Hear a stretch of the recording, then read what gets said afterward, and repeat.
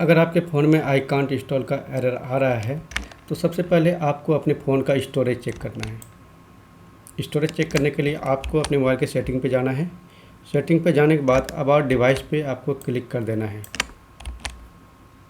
Click करने के बाद आप अपने फ़ोन का स्टोरेज यहाँ से चेक कर सकते हैं। अगर आपके फ़ोन में स्टोरेज अवेलेबल नहीं है, उसके बाद भी आप एप्लीकेशन इंस्टॉल करेंगे तो भी आपके फ़ोन में आई कांट इंस्टॉल का एरर आएगा।